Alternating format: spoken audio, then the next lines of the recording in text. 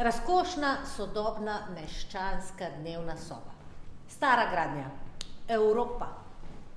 Par, ki stanuje tukaj, ima dober okus.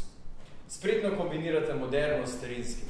Dovolj denarja imate, ampak ni treba, da je vse tip-top. Ikea sreča Biedermajer in Charlesa Emsa in bivši se. Berete knjige. Študirala sta. Si jo vprašal, kdaj bo ostala? Kako? Zakaj? Kako si to predstavljaš? Vprašaš, čisto enostavno. Ti jo vprašaj. Ne morem me jaz vprašati. Ja, jaz tudi ne, za tvojo mamo gre pa še Božič je. To pomeni, da bo ostala do njenega rojstnega dneva. To je šele čez 14 dni. In to pomeni, da jo bomo imeli tudi na Silvestrovo v hiši kot lansko leto. Isto kot lansko leto. Ja, to ne gre. Tako si očitno hotel. Pa za novo leto pridejo obiski, gostje, prijatelji. Veš, kako je bila žaljiva do njih lansko leto? Kaj? Obisk? Kdo bi pa to bil? Imen je Rudolf Majer. Albert poda Rudolfu roko, negotovo rokovanje. Kakšno presrečenje! Poznaš ga šele od danes popoldne. Ja. Povabila si neznanca z vlakom, ne morem verjeti, danes je Božič. Ne, jutr je Božič. Gudrun mi je povedala, kaj delate, kakšna impresivna zbirka.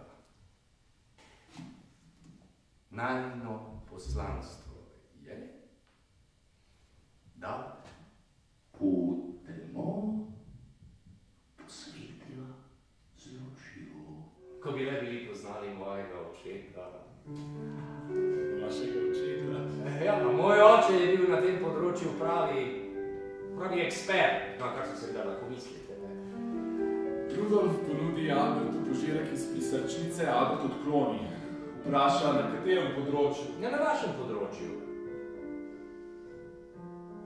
Zgodovina poskusov na ljudeh, diktatura in smrt, človeško dostojanstvo, prihodnost preteklosti.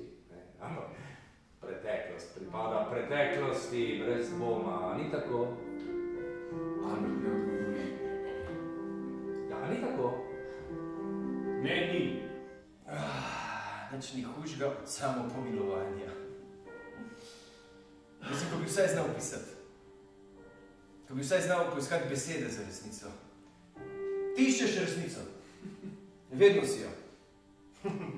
Sicer nimaš pojma, kaj ta resnica je. Pa vendar, jo iščeš. In v tem je razlika. Rojen sem v napačnem času. Umetnost je nič.